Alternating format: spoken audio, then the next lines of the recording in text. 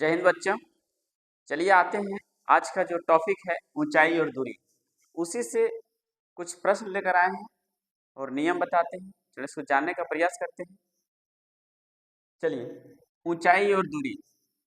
ऊंचाई दूरी में कुछ एक ट्रिक लिखे हैं यहाँ पे सामने, इसको जानते हैं, इसी से मेरा सारा प्रश्न हल हो जाएगा। चलिए आते हैं। चलिए 30 डिग्री, 60 डिग्री, 90 डिग्री यानी 30 डिग्री बराबर 1 अनुपात 60 डिग्री बराबर √3 अनुपात 90 डिग्री 2, इस अनुपात में आपको बांटा गया है। 30 डिग्री के सामने वाली भुजा को हम इसको बोलते हैं लंब, और 60 डिग्री सामने वाली भुजा को इसको बोलेंगे, जिसको आधार बोलते हैं, और 90 डिग्री सामने वाली भुजा को इसको बोलते हैं कर्ण, यानी ये हो गया आपका कर्ण। यानी 90 डिग्री सामने वाली भुजा को इसको ये बोलते हैं, ये भुजा बोलते हैं, यानी ये बी सी। ए बी बराबर हो गया लंब, बी सी बराबर हो गया आधार, और ए सी बराबर हो गया कर्ण। ठीक है। चलिए, तो 30 के सामने वाली भुजा को ए बी बोलते हैं, यानी इसको हम 1 से पुट करते हैं। चलिए, और 60 के सामने वाली भुजा को बी सी है, तो बी सी को पुट करते हैं √3 से, और बी के सामने वाली भुजा है ए सी, इसको हम 2 से डिनोट करते हैं। ठीक है। अब यहाँ लॉजिक क्या देखिए, अगर फिर से एक ट्रायंगल हम बनाते हैं, ठीक है, अगर हम 30 को मानते हैं तो निश्चित रूप से मेरा 60 होगा। कितना हो जाएगा? 60। ये तो 90 पहले से है, तो 60 वाली सामने वाली भुजा को किससे डिनोट करना है? √3 से। ये मेरा √3 हो जाएगा। ठीक है। और 30 के सामने वाली भुजा को हम डिनोट करेंगे 1 से, ये 1 हो जाएगा। 90 के सामने वाली भुजा को कर्ण, यानी इसको 2 से डिनोट करते हैं। आपको बस यही याद रखना है। ठीक है। अब आते हैं यहाँ पे 45 डिग्री 1 अनुपात 45 डिग्री 1 अनुपात 90 डिग्री 2, यानी 45 के सामने वाली भुजा को 1 से पुट करते हैं, और ये 45 के सामने वाली भुजा को 1 से डिनोट करते हैं, और 90 वाले सामने भुजा को 2 से पुट करते हैं। भाई 2 आता कहाँ से है? देखिए, अगर इसको 1 मानते हैं, इसको 1 मानते हैं, 2 अपने आप आएगा।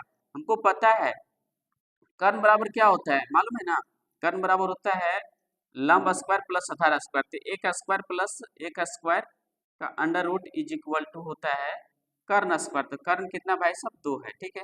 तो 1 और 1 का 1 ही हो जाएगा, इसको पुट करते हैं तो 1 और 1 2, यानी √2 बराबर √2 हो जाएगा। ठीक है। ये आपका √2 हो जाएगा। ठीक है, यहाँ √2 होगा। चलिए ऐसे निकालते हैं। उसी तरीके से 1 और प्लस √3 लेते हैं, आपका 2 मेरा आ जाएगा लंब आधार कर्ण के नियम से। ठीक है। तो चलते हैं अब प्रश्न की ओर।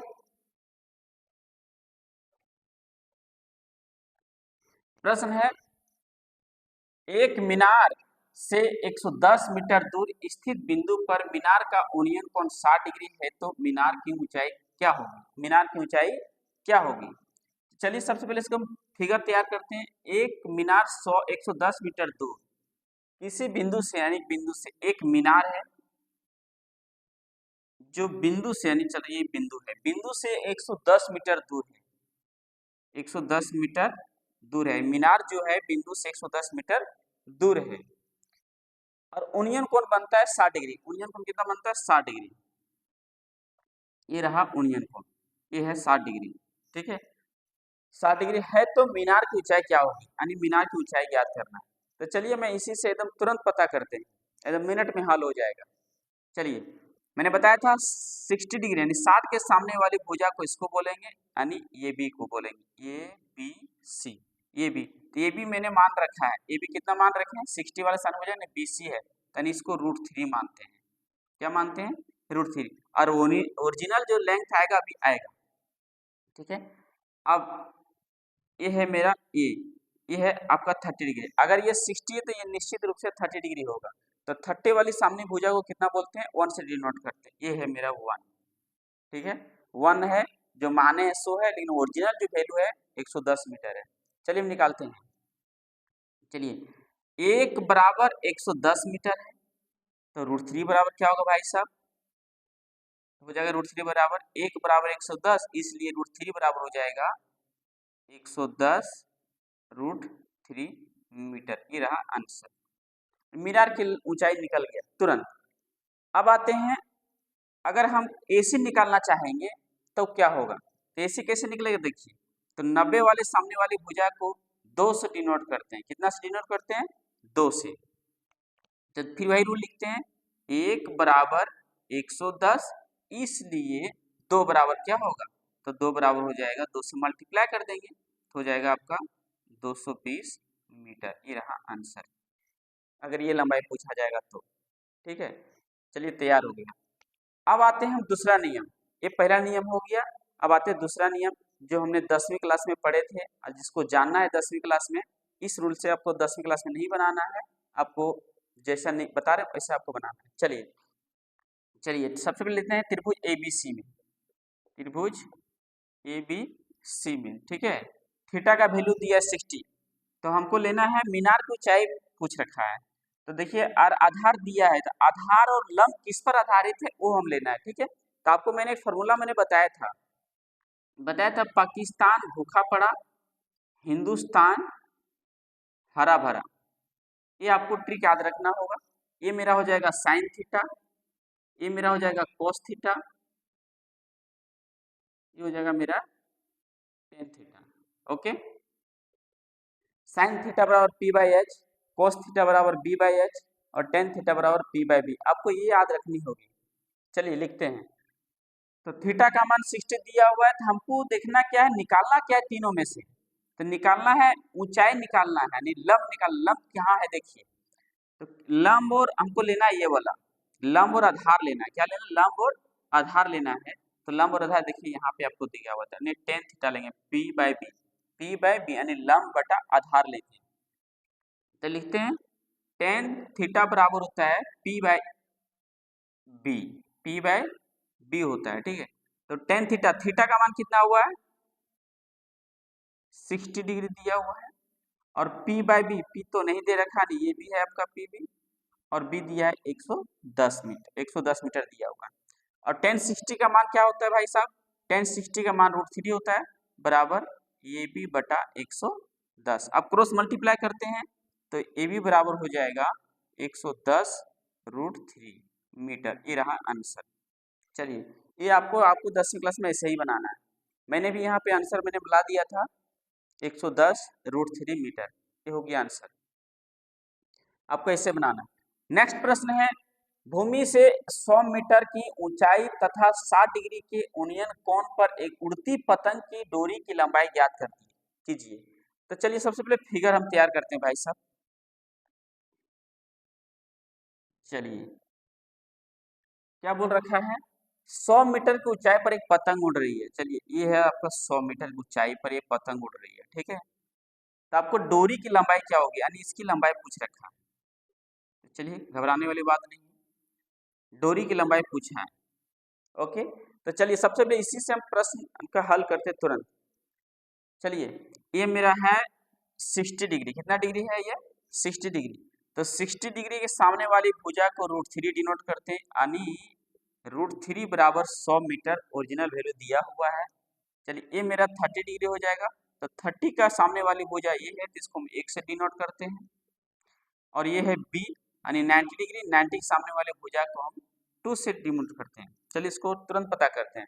लिखिए भाई साहब, ओरिजिनल जो वैल्यू दिया हुआ है 100 मीटर दिया हुआ है, यानी √3 बराबर 100, इसलिए 2 बराबर क्या होगा भाई साहब, इसलिए हो जाएगा 2 बराबर 2 × 100 बाय हो जाएगा √3, यानी 200 बटा √3। ये रहा आंसर। इसको और आगे बढ़ते हैं तो हर का परिमेयकरण करते हैं, तो √3 ऊपर चल जाएगा, √3 नीचे आ जाएगा, इसको मल्टीप्लाई करेंगे तो 200 √3 और √3 हो जाएगा। ये रहा आंसर।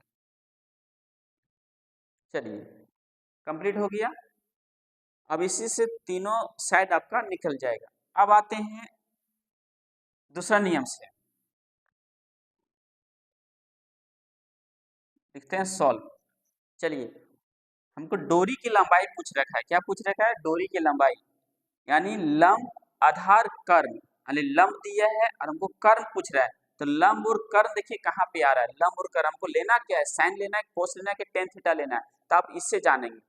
तो हमको कंपेरिजन करना है लंब और कर्ण से, लंब और कर्ण से। तो लंब और कर्ण से देखिए यहाँ पी बाई एच है, पी बाई एच यानी साइन थीटा लेंगे, क्या लेंगे साइन थीटा, यानी लिखेंगे साइन थीटा बराबर होता है पी बाई एच, क्या होता है पी बाई एच। तो साइन थीटा यानी साइन थीटा, थीटा का वैल्यू कितना है 60 डिग्री, तो फिर से लिखते हैं साइन 60 डिग्री बराबर पी बाई एच। तो पी कितना है भाई साहब, पी है ये भी लेते हैं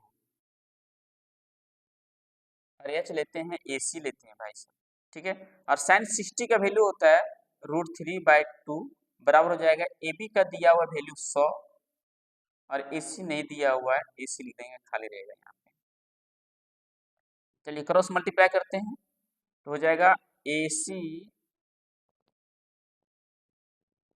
√3 बराबर हो जाएगा यहाँ पे 200।